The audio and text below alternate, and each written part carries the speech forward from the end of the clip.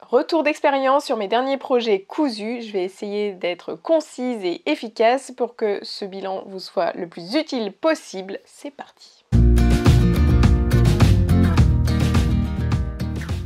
Vous allez voir que j'ai pas cousu à haute dose parce que j'ai passé beaucoup de temps sur la dernière formation qui s'appelle Comme un gant. Si vous ne voulez rien rater d'ailleurs des formations qui sortent, je vous conseille de vous abonner à ma lettre du mercredi. Vous y trouverez de l'inspiration couture, les dernières vidéos de la chaîne et des promotions sur les formations. Pour la recevoir, vous cliquez sur le premier lien dans la description de cette vidéo et on passe au premier sujet.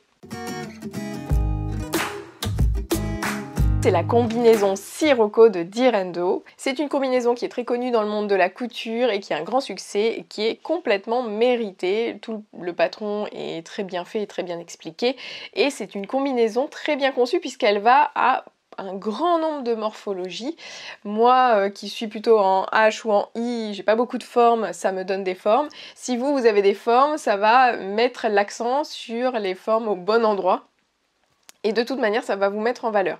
Je pense que le seul cas où ça peut ne pas vous mettre en valeur, c'est vraiment si vous avez un abdomen, un ventre plus gros que votre poitrine.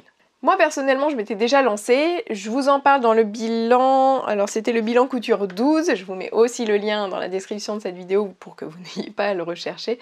Et je l'avais fait dans un tissu interlock, pour ceux qui ne connaissent pas, c'est un tissu où il y a deux épaisseurs de jersey l'une sur l'autre, entremêlées, dos à dos, et ça fait que du coup ce tissu est 2 fois plus épais qu'un jersey, 2 fois plus lourd.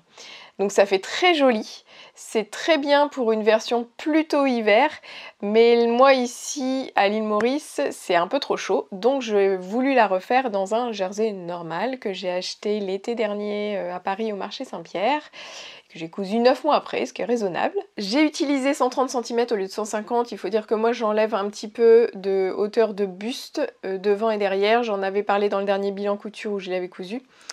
Et puis, je sais pas, j'arrive à me faire un titrice de manière à ce que ça rentre avec un peu moins, ou alors c'est tout simplement parce qu'il prévoit légèrement plus que nécessaire dans le patron, ce qui est appréciable. Pour les plis qui sont sur le haut et sur le bas, je me prends toujours la tête pour les rabattre dans le bon sens. Pas vous ? Si c'est le cas, dites-le moi en commentaire.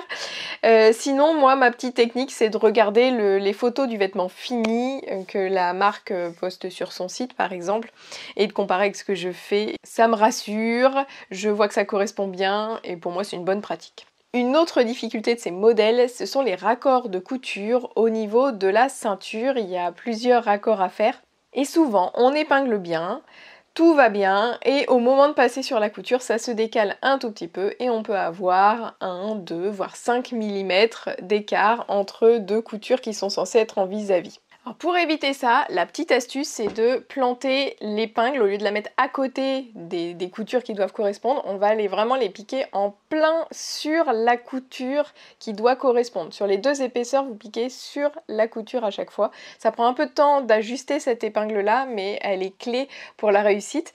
Vous allez l'enlever vraiment au dernier moment quand vous allez coudre et normalement on gagne en précision, je vous conseille d'essayer. Ça ne m'a pas empêché d'avoir quand même des petits décalages par endroits. C'est vrai que moi je privilégie souvent l'efficacité. Si c'est pas parfaitement parfait, c'est pas très grave. Sinon ce projet est en jersey, c'est une matière élastique. Si cette matière élastique vous fait peur, sachez qu'il y a une formation qui s'appelle le jersey facile que vous pouvez retrouver sur mon site internet. Je fais régulièrement des promos dessus, donc abonnez-vous à la lettre du mercredi, premier lien en description, pour en profiter.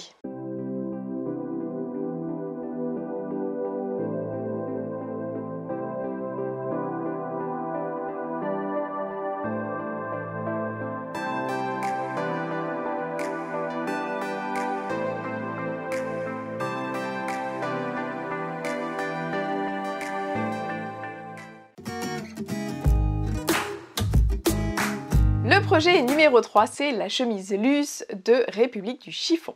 Alors là, je vous avais fait un petit sondage sur Instagram au mois de mai pour vous demander si vous préfériez la chemise Luce de République du Chiffon ou le trench Luzerne de Direndo. Et à ma grande surprise, alors j'avais mis le sondage dans 3 endroits différents et en fait on a eu une égalité quasi parfaite entre les deux modèles. Donc j'ai choisi de faire la chemise Luce avant l'été et de vous faire le trench luzerne là à la rentrée. Donc je suis en train d'imprimer le patron, ça devrait venir. Concernant la chemise luce, j'en ai fait deux versions, c'est pas ce qui était prévu au départ, mais j'avais fait une première version qui était en lin, un lin relativement, forcément le lin c'est assez rigide, c'était pas une viscose de lin, c'était vraiment le lin. Et elle m'a pas complètement satisfaite, donc je l'ai refaite en viscose, c'est la version que je porte ici, donc je vais vous parler de ces deux versions là. D'abord je vous parle du patron, j'ai été surprise quand je l'ai imprimé, j'avais une marge de 5 cm sur le côté, donc il a fallu découper.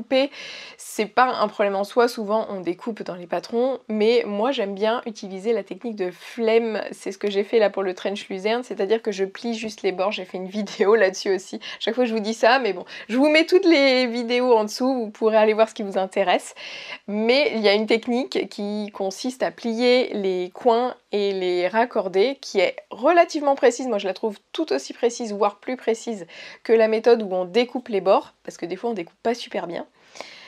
Et là on peut pas la faire parce que cette méthode là, le bord il est trop gros quoi, le coin serait trop important et on perd trop de données sur cette partie là.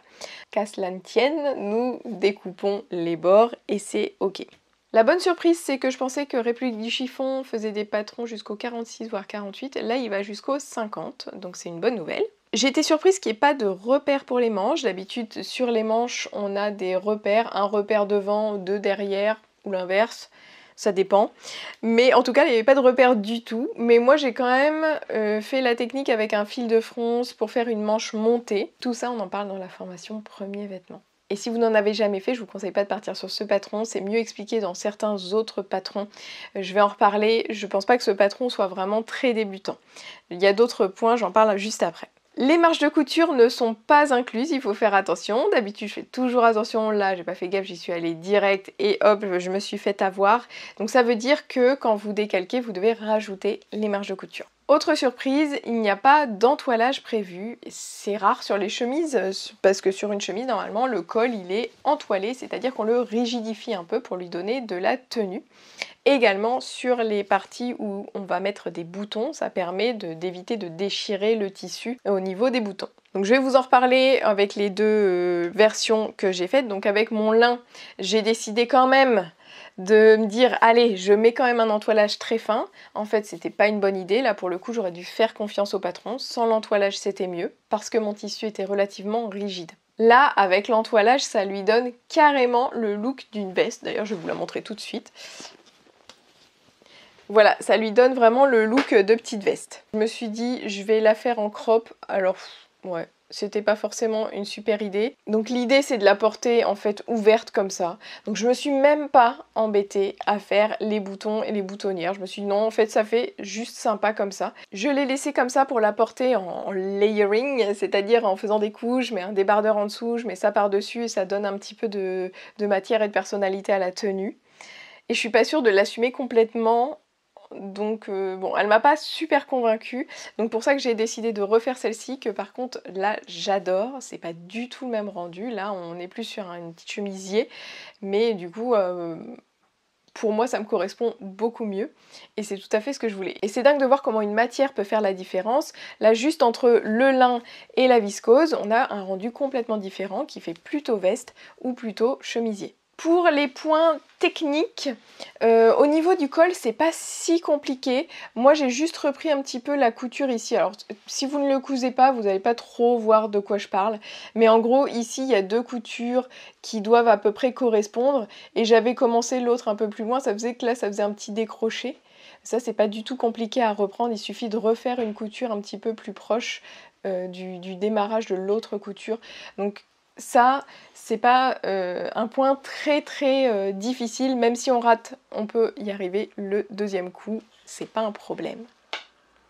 D'ailleurs, faut pas avoir peur de se rater. Là, il n'y a même pas besoin de découdre. Donc comme je vous disais, le livret, il est ok, c'est relativement bien expliqué, mais il faut quand même avoir l'habitude d'avoir déjà cousu des vêtements, donc je le conseillerais pas aux personnes qui n'ont jamais cousu de vêtements. Moi-même sur la version viscose, j'ai fait une version crop parce que j'aime bien. C'est juste on est bien, l'air circule et j'ai pas besoin de le rentrer dans mon short. Je pourrais faire des chemises qui sont pas crop et que je ne rentre pas dans mon short, mais ça c'est pas du tout flatteur. Quand on est petite, il vaut mieux allonger ses jambes et donc ne pas avoir un haut qui descend trop bas. Voilà, c'est la petite astuce. Les explications sont très succinctes pour gérer cette parmenture là et l'ourlet du bas.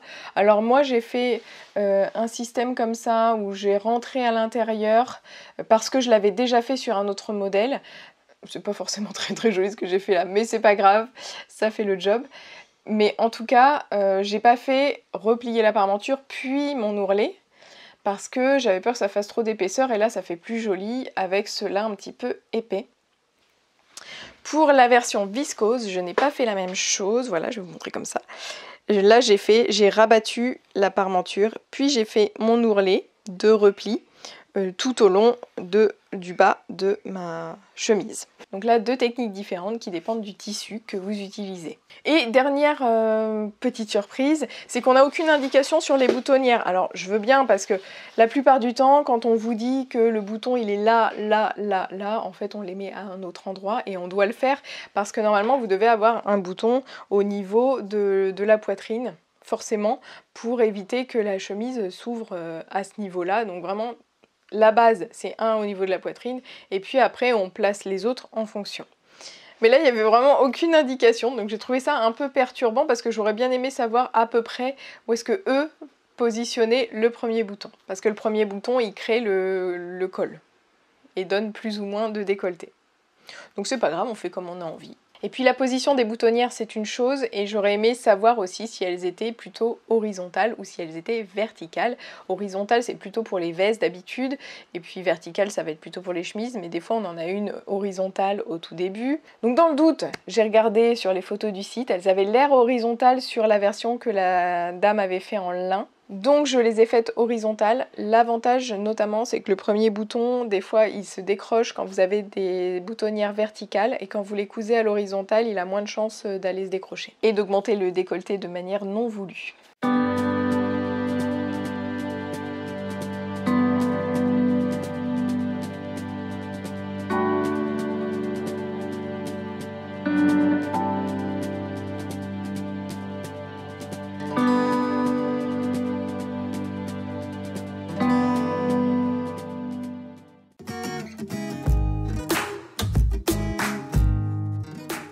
Top déclic d'Atelier Scamit. Donc c'est un patron qu'elle avait proposé gratuitement, et donc j'ai foncé tête baissée puisque j'ai totale confiance dans cette créatrice. Et là il y a une toute petite déception. Donc c'est un patron spécial débutant avec une vidéo, un tuto vidéo, et il y a juste un repère là pour rassembler les côtés sous l'emmanchure que j'ai pas trouvé hyper clair, et même sa manière de le filmer ne m'a pas éclairé sur à quoi correspondaient ces 2 petits repères. J'ai bien compris que c'était à ce niveau-là qu'on devait arrêter notre couture du côté, ou commencer notre couture du côté sous l'emmanchure jusqu'en bas. Mais c'était pas d'une clarté exceptionnelle. Donc c'est pas très grave parce que ça nous empêche pas d'avoir un haut très bien, même si on est un peu imprécis à ce niveau-là. Mais bon, j'attendais un truc un tout petit peu plus clair. Moi j'ai choisi de la faire dans un coton avec des broderies anglaises uniquement sur les côtés de la laise. Donc j'ai pris mon patron, au lieu de le faire dans le droit fil, je l'ai fait dans le contre-fil, je crois que ça s'appelle, donc perpendiculairement au droit fil. C'est pas très gênant parce que c'était un coton d'armure toile, ce qu'on dit, donc c'est un tissage régulier, dessus, dessous, dans les 2 sens, donc c'est pas gênant, on peut prendre son tissu comme ça si ça nous arrange. Et je me suis dit c'est chouette parce que je vais avoir les broderies en bas et j'aurai pas d'ourlet à faire. Et en fait, il y a quand même un point négatif à tout ça, c'est que du coup, je dois bien calculer. Moi, souvent, les ourlets, c'est un peu découpé à l'arrache en bas, parce que je sais que à la fin, je vais recouper à la bonne longueur, je vais faire mon petit ourlet qui va estomper les petits ratés. Mais là, on a besoin que tout concorde parfaitement, que les coutures du côté concordent parfaitement pour que notre bas et notre broderie soient bien régulières.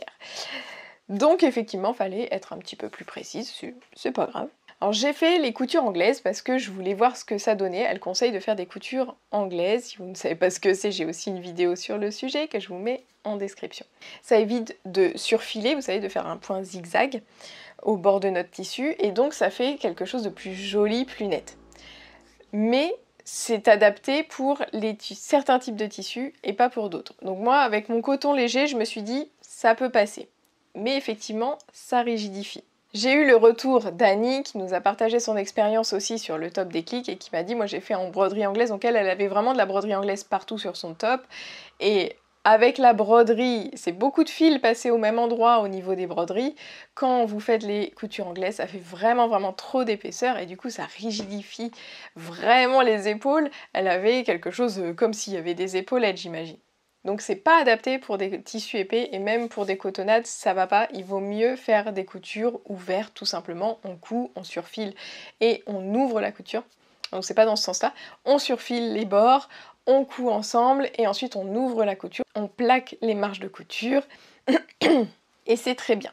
Des fois le mieux est l'ennemi du bien. Alors les coutures anglaises par contre, elles vont être très jolies si vous avez des tissus très fluides, comme une viscose, comme un polyester un petit peu qui tombe, ou des tissus qui s'effilochent beaucoup. Vous allez prendre un voile ou quelque chose comme ça. Là, ça va être joli de faire une couture anglaise et ça va vous éviter d'avoir des petits fils qui s'en vont.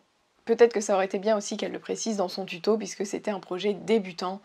Mais c'est vrai que son but c'est de créer des patrons, c'est pas de faire de la pédagogie, même si elle s'y attache vraiment beaucoup. Et malgré tout, c'est un très bon patron pour débuter.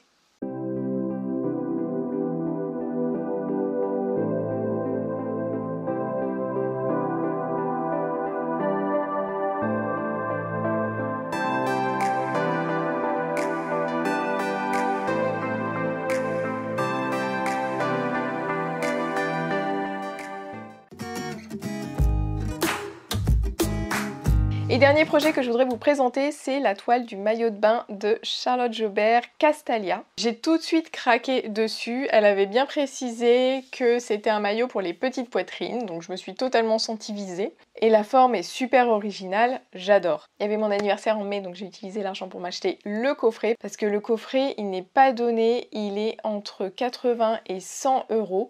Dedans, vous avez le patron, le livret d'explication, tout très joli. Vous avez le tissu, vous avez les petits accessoires aussi très jolis qui vont avec, c'est de la super qualité, tout est dans un filet, c'est très agréable à recevoir. En plus de ça, vous avez le patron en PDF, alors on peut se dire, et je me suis dit, quel est l'intérêt d'avoir le patron en PDF, sachant qu'on l'a en papier? Eh bien le truc c'est que elle a vendu ses coffrets bien avant qu'ils soient envoyés, et du coup ça nous permettait d'imprimer le patron et de commencer à faire notre toile avant de recevoir notre tissu. Donc c'est un peu pour les ultras on va dire. Mais j'en faisais partie parce que moi j'ai fait livrer en France et j'arrivais en France qu'en juillet et j'étais un peu impatiente de tester là au mois de mai vu que nous, il faisait encore chaud ici à l'île Maurice. C'est vrai que d'habitude c'est un peu l'hiver mais là il faisait encore chaud. En plus un maillot de bain c'est pas beaucoup de feuilles de papier, donc je me suis lancée dans ce Castalia. Alors moi il y avait une erreur dans le livret, il mettait une laminette de 0,6 et après par contre dans les explications on précisait bien que c'était une laminette de 0,8 mm. Donc je vous le signale juste comme ça, je sais pas si elle l'a modifié après. Et puis au début je cherchais la dimension des bandes pour le colletage. Alors le colletage en fait c'est quand on pose une sorte de biais à cheval sur une bordure. Pour les maillots de bain, voilà, c'est ça.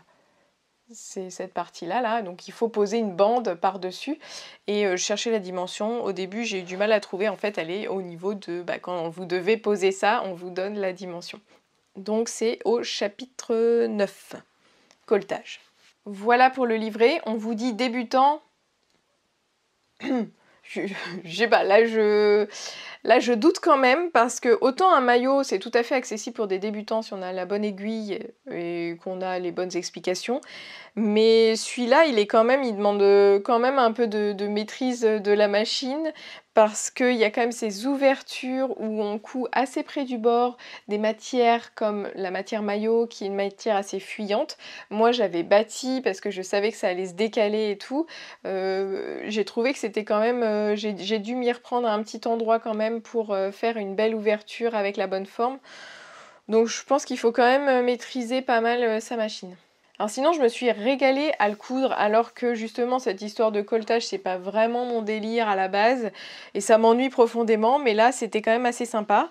Je me suis demandé, est-ce que j'aurais eu autant de plaisir à coudre si je l'avais pas payé ce prix-là, et si c'était pas aussi joli, etc.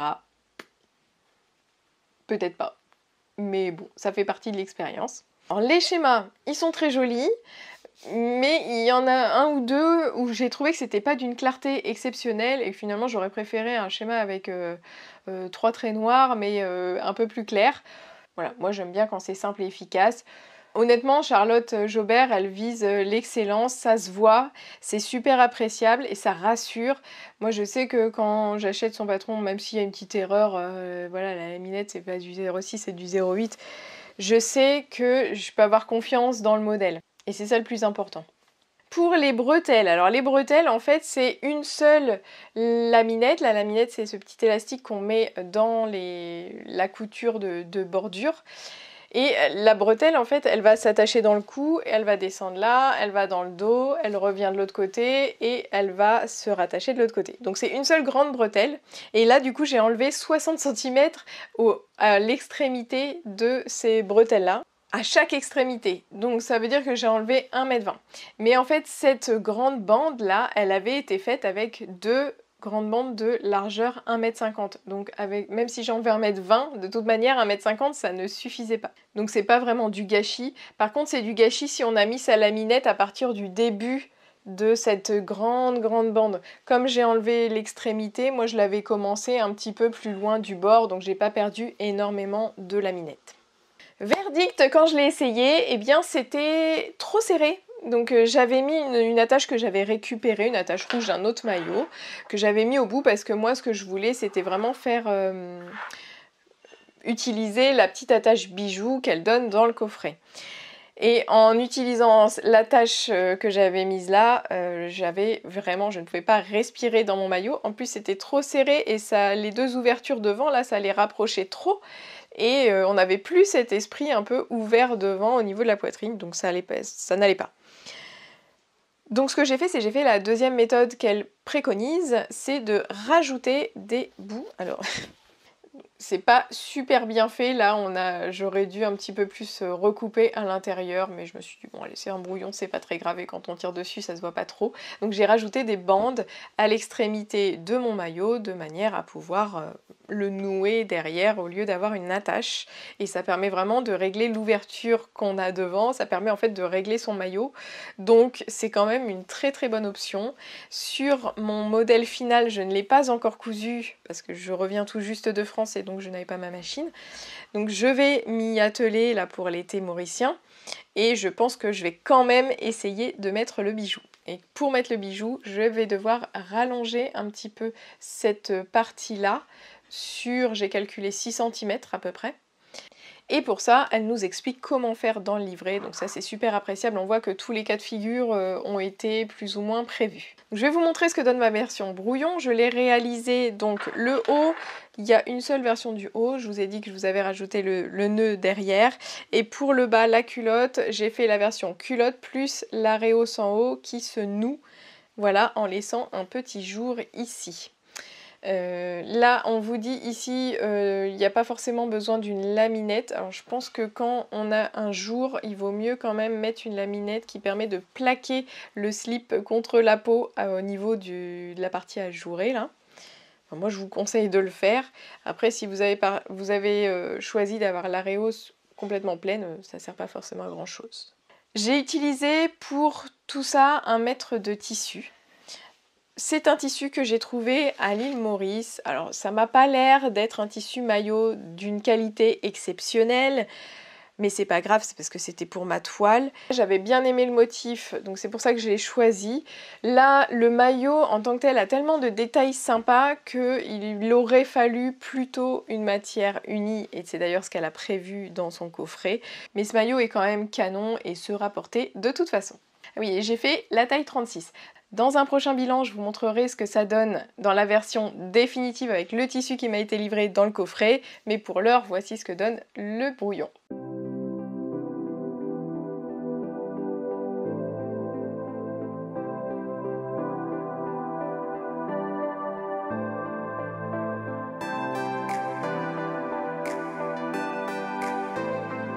Là je suis contente que ça cache mes vergetures, mais c'est pas super flatteur parce que je suis pas assez marquée au niveau de la taille, ça me rajoute du volume ici. Et ici ça fait un peu trop gros je trouve, donc je serais peut-être davantage tentée de faire seulement la petite culotte pour le vrai maillot, ou bien même la culotte légèrement échancrée qui remonte, peut-être que ça me mettrait davantage en valeur. Dans la prochaine vidéo, je vous donnerai mes projets pour l'avenir. Je vais vous présenter ce que j'ai acheté en France, les tissus que j'ai achetés, les projets que je compte coudre avec. Donc ça va être un peu association entre les patrons et les tissus. C'est quelque chose que j'ai pas trop fait sur cette chaîne et je pense que ça me manque un petit peu. Donc abonnez-vous. Surveillez votre boîte aux lettres si vous êtes abonné à la lettre du mercredi, ça devrait sortir très prochainement. Et puis pour cette vidéo, je vous invite à laisser un pouce en l'air et de me laisser un petit commentaire pour me dire ce que vous en avez pensé. Au-delà du plaisir de vous lire, ça permet de soutenir cette vidéo et cette chaîne. Je vous remercie 1000 fois d'être arrivé jusqu'au bout de la vidéo et je vous dis à très vite. Bye bye!